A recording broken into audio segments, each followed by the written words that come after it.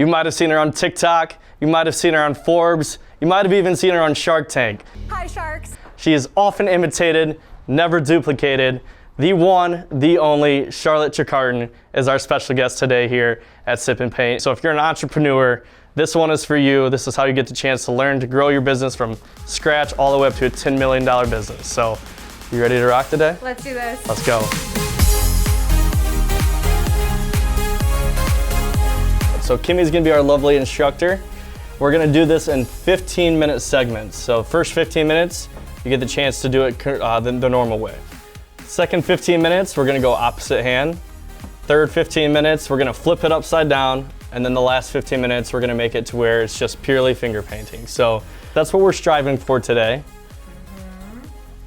I love paint and sip. This is actually a very fun activity for me. Well, I needed something to blame this excuse on, so. All right, well, cool. Give us the rundown here. What are we starting with here? Take your biggest brush, it's called Big Mama, and do a horizontal line like that. Boom. All right. Okay. Well, that leads to a great segue of Charlotte. Give me the background of Char Charms. Absolutely. So my name is Charlotte Trecartin. I'm the founder and CEO of Char Charms and Wallcandy. And I started my company 4.5 years ago. So it has been such a journey in building my company. And it's just like morphed and grown, and I could have never pictured it to be where it's at today. So it's been a wonderful journey so far. And so at this point here, you said it's morphed and grown. Yes. Right. We had a chance to talk off screen a little bit here. What is it growing into, right? We got some questions that we're going to lead into about the Shark Tank, because I know that's one of the best things that has happened to Char Charms in the past. Mm-hmm. But before we get there, what is it growing into at this point? So we started 4.5 years ago as a water bottle accessory company, and it was really like mostly water bottle charms. So we had a stick-on hook and then like little charms, and we had over 300 different charms and accessories that you could put on your water bottle. Okay. And I was posting on TikTok 3 times a day, and that was how I was making money. And I was in college, and we were doing $10,000, $15,000, $20,000 a month, like just from me posting on TikTok. And then what happened was Awala's and Stanley's started to like really hit the market and become popular. And we were the only water bottle accessory company on the market. You know, as Stanley blew up, all the retailers needed water bottle accessories. And so Dick's reached out to us, Urban Outfitters reached out to us, Target reached out to us, and they're like, hey, we need accessories for all the Stanleys that we're selling. And so we said, yeah, we can do it, even though we had never done Stanley accessories before. And so I found factories, and I sent a $20,000 wire to one of these random factories that I had never met or talked to before. Wow. And hoped that they would be able to deliver like Stanley straws to me, and they did. And so that was the start of kind of like Stanley Cup accessories. And so for the last 2 years, 24 and 2025, we really went all in on Stanley accessories. And so we did every single launch that Stanley did, we did accessories with it. And so there was so many different products and so many different patterns and collaborations that we were able to work on. But everything comes to an end, and now, you know, Awala is the big boy in town. And so Awala is our next big collab that we're doing for back to school. And then after that, Char Charms is growing even more into even like new categories, which I'm very excited about. Okay.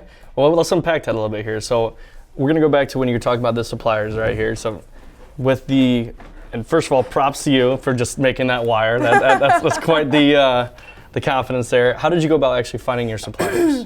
Okay, so I have a whole Substack and YouTube video about how to use Alibaba, but Alibaba is like my best friend. And truly, I mean, like, it's not that hard. You go on Alibaba and you search for exactly what you want, and then you message the top 30 factories on there, and then you just like narrow it down based on who responds to you, pricing, communication, if they actually have what you want, can they customize? So you can really like source anything, honestly. Okay. And then from like the TikTok perspective here, you said you were starting with 3 times a day. Yeah. Like right now, if someone's starting their business from scratch, like give some advice of how you would tell someone like, hey, should it be 3 times a day? What are you doing now at this point? Like what's the metrics that you think someone that's starting the entrepreneur game, what do they need to be at? If you are starting an entrepreneurship right now, TikTok is your best friend. You should be using it as much as possible because it is free. You can get 15 million views with 10 followers. Like, you don't have to have a lot of followers to get a lot of views and make a lot of impact and have brand awareness. And so all you need to be able to do is just like make good videos, which sounds easy. It's not. That's a very hard thing to do. But if you just start by practicing and you start posting, and that's why I was posting 3 times a day, was because every time I posted was practice. And so as I got better and better, my videos started performing better and better, and sales grew and followers grew. Now our team still is posting 3 times a day. I'm not the face of the brand anymore, but for Char Charms, when I hired someone new, they still had to continue that momentum and keep posting. So that's 3 times a day on TikTok, and then we do twice a day on Instagram. And Instagram's a little bit more curated. And then for my new company, Wallcandy, which we just launched last September, we are now also up to 3 times a day on Wallcandy as well. Is there a certain time of day that they should be posting, anything like that, for that helps trick the algorithm, anything like that? No, just post consistently. Okay. And you'll have better luck than people that don't post consistently, which is most people. What do we got next here, Kimmy? All right. Oh, wait, were we supposed to not go to the bottom? Oh, it's fine. I won't distract you this time. Go pink down to about here. Okay? There you go. Okay. All right? Okay. I was watching a Bob Ross half the way. video the other day, and you're supposed to start from the outside in. That's what it says. Is that the rule? Yeah. I did not know that. So the people want to know, right? What is the whole Shark Tank experience? Like, start me from the very first, I'm getting paint on my notes over here. From the very first time you sign up from Shark Tank, walk me through that entire process. Okay, Shark Tank is a very long process. So every single year, in the beginning of the year, they start open casting calls. So basically from like January to March. And they post it online, and you can go to Las Vegas or Boston or wherever they're hosting them, and you go and you pitch to the casting producers. And so that is like the first step, and you give a 1-minute pitch. So I went and did that twice. I went to I went to Indianapolis the first time, and I didn't get a call back. And I was definitely upset about that. And then I went to Las Vegas the next year, and that second time I decided to make my pitch like a little bit more emotional. Okay. About, like, Can you give us an example? The first time it was like, this is the best product, and here's everything about it. And then the second time was like, I really struggled in the beginning part, and like this is why, and now gotta get the sob story a little bit. Exactly, Yep. yeah, exactly. So a little bit more of an emotional sob story, and it worked because we got a call back. And so you get a call back, and then pretty much what happens is they start to like have you go down through the process. And so it's like, okay, you start your pitch, and you, because like you know how when you go on Shark Tank you have like a 5-minute pitch or 3-minute pitch, so they help you craft that. Okay. And throughout this whole journey, they can cut you at any time, which is like definitely scary because you never know if they're just going to stop responding, and they might be like, hey, sorry, we decided to not move forward. So the whole time you're preparing, and then they fly you out to LA, and you go and film. And after you film, that's kind of it. And they say, thank you so much, bye-bye. And you don't find out until 2 weeks before your episode airs if you're going to air. Wow. And you might not air, and you might never ever see your episode ever.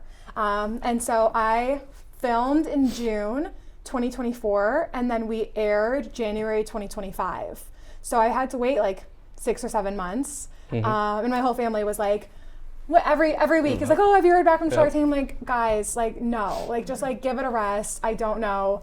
But I am going to audition again for my second company, Wallcandy. Really? Yeah, because I want to be like a 2X Shark Tank founder, which I think would be really cool. So I was on this week-long entrepreneurial like boot camp show based out in Oklahoma called The Blocks. I am the founder of Level Up Social Club, a Chicago-based company. We host a variety of different social and networking events throughout Chicago.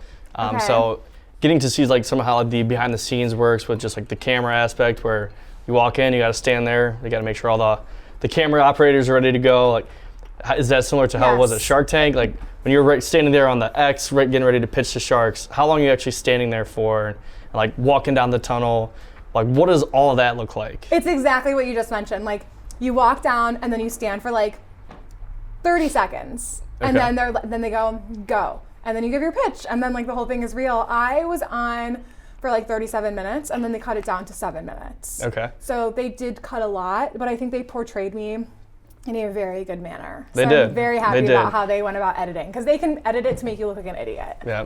So one of my favorite quotes from it all, and I feel like you already know where I'm going to go with this, is Mr. Wonderful is, there's a lot of crap like this out there on the marketplace. And by the end of the episode, he ends up saying that this is my kind of crap. And he, spoiler alert, if you haven't seen the episode, she had 2 offers, which she ended up declining. Well, okay, I see you over there. I see you. Yes. So after like having those offers, having it going from there, where you were trying to get up to 15%, right? Where you start with the evaluation of $300K to 10%, right? That's the evaluation? Yeah. How do you come up with that evaluation for someone that's looking to get investors that are out there? Like, how do you even build a business evaluation? And then part two of that is, if I'm at that point where I'm looking for the investors, I feel confident with where my evaluation's at. How do you know who's like the right type of investor for you? It's a great question. So Mr. Wonderful called our product crap like 20 times, and as soon as he did, it was the first thing that was said on the episode. Yep. As soon as he did, I had like a sigh of relief that the episode would air, because that is like the biggest thing of like, you just don't know if your episode will air or not, and you want drama on your Shark Tank episode. So Hence the sob story in the beginning. Yes, exactly. So luckily, that actually helped me in airing on Shark Tank. When it came to the evaluation of the company, I mean, we had done at that point like $6 million in sales. And so I went on and I gave them a big discount, because $300,000 for 10% is only $3 million. And so our company was definitely valued way more than that. But you always give Shark Tank, you give the sharks a deal. Yeah. So I just went in, I thought it was like a good ask to ask for. It wouldn't be something that they would like, scoff at. And when it comes to raising money, I have no idea, because I've never raised money. So unfortunately, for founders that are going out and doing seed rounds and trying to raise from venture capital or from, angels, I have no idea. Okay. Because I don't do that. Yeah. But in terms of even just like the simple terms of how do you create a business valuation, right?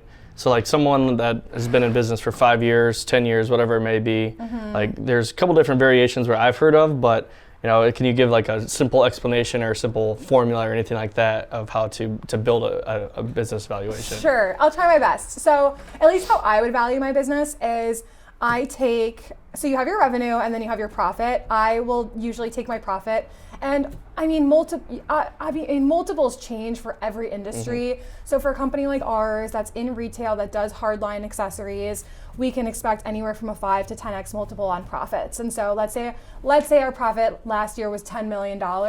Okay, then I'll multiply that by 5, and so that's a $50 million valuation of the company, and that's what we could sell for. So that's kind of the rough math, but it depends on so many different variables on how many customers do you have, how many orders do you have locked in for the future, what do your repeat orders look like, and that's just the type of business that we're in. So I've actually dropped this in one of the last episodes. Stell, who we had the chance to originally meet from, he said one of the things that you should always be thinking of is the evaluation of your company and what's your exit strategy. And which I think at first, like for me, it kind of took a little bit to realize like what the hell does he even mean. But with that, like I was thinking in terms of like the sharks, right? Yes, you say you give them a discount, but let's just say someone that is a local entrepreneur that is looking to get, just some sort of exposure out there, whether it be like a partner, not even from like a monetary gain standpoint, but how would you think going about getting like a good partner would be for helping from finance, marketing, PR, whatever it may be? Like what kind of advice would you give young entrepreneurs in that regard? Yeah, I think there's a lot that you don't necessarily have to like raise money for, but if you want to get a like a partner that is like a strategic advisor, that's kind of what I'm trying to get right now for my company, for someone to help with strategically on supply chain or on retail that knows way more than me. So how are you going about that? How are you trying to find that would be someone? with equity. Okay. But the thing is with strategic advisors, it's like 0.1%, 0.025%. Like it's a very small percentage of equity.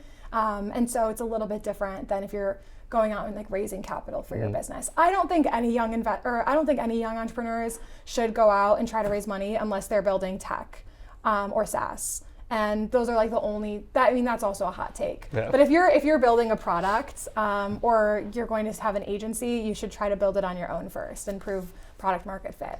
So with that then, when you first started yours, because yours is a tangible product, right? You're going overseas, you had the designs already made up. Like, how did you go about financing your first initial pieces of like the product of like your prototypes and everything like that? How did you go about that? Totally, we handmade it. So our initial Char charms were handmade with resin. So I would pour resin into silicone molds, and then I would go to Hobby Lobby and buy beads, and I would just put together beads, and I would photograph them and put them on Shopify and sell them. And then I'd buy bulk pom-poms from Amazon and change out the little keychain ring for something that could like attach to a water bottle and photograph that and sell those for $6.99 each. And so it was like very DIY. We did not mass produce Char charms until we launched nationwide at Dick's Sporting Goods 2 years after we launched the company. Wow. Yeah, so it took us a while. So, AK, we shouldn't have done something artsy here because I'm going to be put to shame here. We're gonna up the ante here. So now it's time to move over to the non-dominant hand. So we're gonna go over to lefty for me. Are you just go to lefty? Ready, yes, I'm going lefty. All right, be gentle with us here, Kimmy. Yeah, so we are gonna mix again. So find room on your plate. We're mixing up a really pale, really pale tan for sand. So that's gonna be a lot of white. This is getting me ready into the summer vibes here. Okay, I think, wait, should we add yellow or no? Just brown? I just did brown, and we're gonna do like a little. I'm starting to realize that I thought I had a lot more hand-eye control with my left hand than this, but apparently not. Okay. I think that's pretty good. Yeah. Thank you. So after your episode aired on Shark Tank, like what did the results come back be from like a sales standpoint, PR, marketing? What like did the boom afterwards look like from all that? Totally. I mean, it was just amazing, and the PR and the press that Shark Tank gets you as a company is like no other. So we had just so much press about our company done after that, and local news articles. I have still today, there are so many viral videos from my Shark Tank that like go viral that I don't post. I don't even see them. People just send them to me and it's like 6 million views. So that's been really cool. On the sales side, I mean, we closed a deal with Walmart after they saw our Shark Tank, which was great. So like they kind of did Walmart reach out to you? No, we were already in talks with them. Okay. And then we sent them our Shark Tank episode after it aired, and they're like, okay, we'll do it. So like that was great. And then there was of course like a lift on our website, which is pretty normal for Shark Tank brands. But in general, Shark Tank is great for any company that goes on there. But it's not going to make or break you. If you're not working hard at your brand and then you air on Shark Tank, it's not like it doesn't create success for you. It just gives you more opportunities. So I've got to give you props where, like, going back to the comment about this is crap, like I feel like you did not really react very hard to it. It was like you said, hey, I knew this was going to air because of this, but how did you keep your composure from that? And on top of that, like if someone gives you negative advice about your business, like what type of impact does that let you have? And also like what do you say to people that do hear negative feedback, like how to keep pressing on and using that as motivation? So 3 parts there. Okay, the negative feedback on Shark Tank is different because it's not negative feedback, it's acting. Like they are saying these things because they know it's going to air and they know they need an entertaining episode. So I knew none of that. Like I didn't take any of that as face value. And then I get plenty of negative feedback on like viral videos online all the time, but comments make your video go more viral, and especially negative comments are really good for videos because people scroll through the comments and they read them, and it's like really good for viral videos. So I would almost say like if you can plant negative comments, that's almost better for you too. We don't necessarily need that on our video here. Nothing but positive feedback on ours. Yes, but if you did have negative feedback, it probably would create virality too. Yep. And then if you have in-person negative feedback, I think that's just a matter of, I mean, what are you gonna do? There's you can only control what you control. Yep. Control the controllables. Exactly. Yep. Yeah, that's how That's how I think about it. Going into that, was there a certain shark that you wanted to do business with, and did you have like a preconceived notion, or was it, hey, I'm going in and what happens here? I really wanted Kendra Scott because she's an accessories founder, and she was the guest shark, so I really wanted her. And then I also would have loved Lori, just like the vibe. I love her. And I would have definitely done a deal with Mark Cuban, but I got offers from none of those. I got offers from Mr. Wonderful and Damon John, who I did not want either of them. So that was pretty easy for me to walk away. Yeah. Looking back on it now, if you could give one word, or not necessarily one word, one sentence to Mr. Wonderful, how would you respond back to him now? They asked me this in the post interview of like, do you want to say anything to Mr. Wonderful? And I was like, no, like I don't. I think I'm not mad or upset. I would say thank you. Yep. Thank you for creating a very entertaining episode for me because that was so worth it. Okay. And then for your second company that you want to go back and pitch, Yes. tell me a little bit about that. So Wallcandy, Yeah. give me a little of the insights into that. Yeah, so Wallcandy is a competitor to Command hooks, so 3M Command brand. They sell the little stick-on wall hooks that like stick onto your wall, and we essentially are doing like a cute, fun version of that called Wallcandy. And so Wallcandy is launching in Target and Walmart this back to school season, which we're really excited about. And it's already on Amazon, it's already online, you can already shop it. We've already had viral videos for it, which has been great. But I do want to go back to Shark Tank for it. I think it's it's a better product for like the broad audiences. Like way more people can understand that versus like Stanley Cup accessories is super niche. You have to have a water bottle that you are obsessed with, and you also have to be like really into accessorizing, which is not that many people in America compared to how many people buy Command hooks. Yep. So I think there's going to be a much broader audience for it, and I think it'll be hopefully easier to get on Shark Tank now that I've already done it once. So from what I'm understanding from our conversations, the first kind of initial one was more like the sob story, like initial pitch. Then when you actually get on the show, I feel like they talked a lot about numbers, margins. Like how big of an impact do like the numbers and margins do you need to know from like the initial pitch? And also just how important that is that in your business now? Like when did you first start to feel like, hey, I need to be on top of my financials and my numbers? I got really good advice from a founder friend, like the first year that I was in business, that you need to know your financials. People still tell me that all the time, that you need to know your financials. It's probably the most important thing as a business owner, is you have to know the numbers behind your business. And I mean, I still think that there's a lot more that I could do as a business owner to understand where money is going in and how it's flowing out. But Shark Tank, there's a list of like 200 questions that kind of circulates through Shark Tank founders that are going on, and so you just practice all the different questions. All right, so for this one here, we're gonna go ahead and flip it upside down. This is where things are gonna really start to get interesting. Oh boy. Okay. So far, so good-ish. We're gonna do this rectangle here, like a long skinny rectangle. That'll be the bottom of our boat, even though it's now the top of the boat. Drop it down about 1/8 of an inch, 1/4 of an inch down into the water, which is the tail part. So we'll do that first, and then you're gonna do a mast coming off like the middle of it, and we'll do 2 sails around it. They're gonna be rounded. All right. Get pointy edges. All right, cool. Like that. All right. All right, so you're very active throughout the Chicagoland area, right? Yes. Obviously, you're trying to grow a couple different businesses, but the latest and greatest new venture that you're doing, GenZEO. Tell me about it. So GenZEO was an idea that I had, and my boyfriend had the idea for the name for it. But really, it was like, how do I really wanted to be like a Gen Z CEO vibe. Like I've always wanted to be a CEO, and so that was kind of my way of having a name for it. Okay. But now GenZEO has really morphed into a Substack, a community, and kind of like how I educate on my platforms on like how to be a business owner. And so I have kind of like this one series that I love to do that's like small business owner, $1 million business owner, $10 million business owner, and like the mindset shifts and differences between them. And people love that series. And so it's things like, when you're a small business owner, you don't even want to hire someone. When you're $1 million business owner, you're like, okay, I know I need to hire someone, but like, I don't really know how. And then when you're a $10 million business owner, you're like, I have a team that handles all of this, and now we're on our way to scaling. And so it's things like that that like help people understand where their mindset needs to grow as they grow. I'm blaming this on the great conversation. And I do appreciate you coming and doing this with me, Charlotte. Of course. Is this what you were expecting?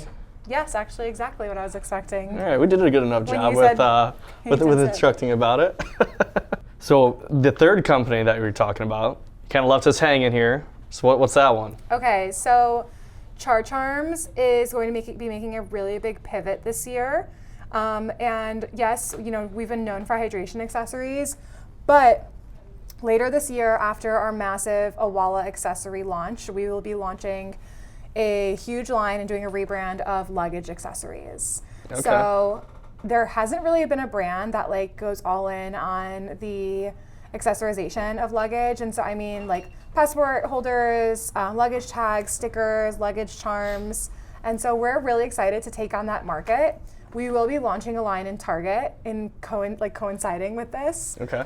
So we'll have a retail launch to back it up. So that'll be our Char Charms rebrand.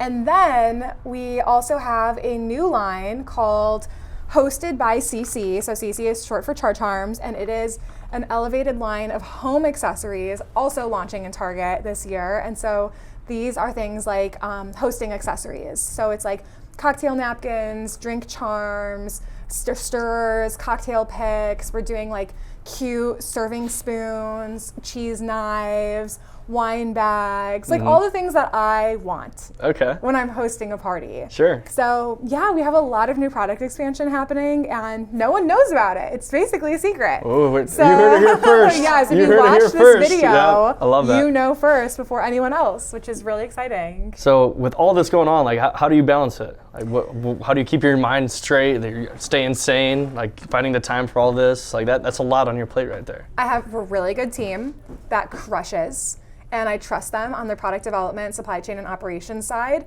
And I'm hiring a new head of brand marketing to help with like how do we bridge our retail launches with how does this product look online and on digital. So that is something that I am looking to hire for right now.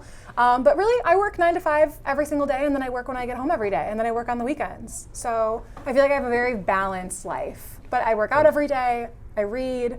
I don't have a social life. I did choose to give that up, like fully. So that's how I balance it. Like just kind of with thin little red outlines around it, so it sort of pops. Like, so you'll see where the sail overlaps.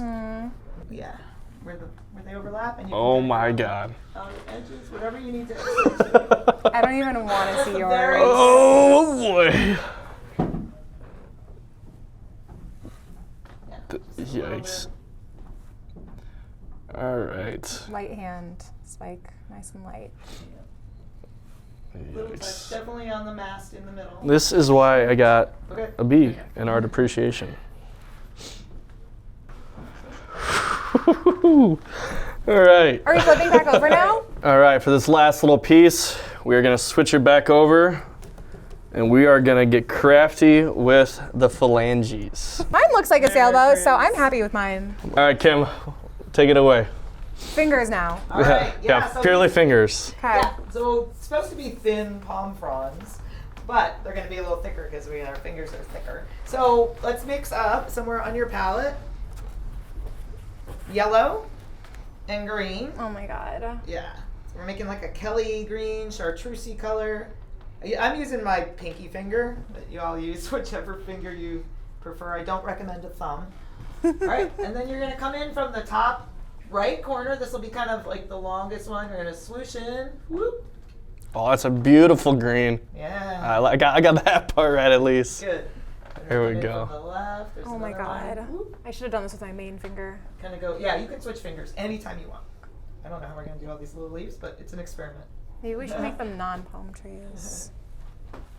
Yeah, I mean, Oh. they'll just be fuzzy, I think. Oh, Okay, so that's- you've got kind of 3 slashing in there. Spoke too 3 soon. of these. Yeah, that's like the middle vein of the frond, and then we're going to do the little tiny leaves poking off.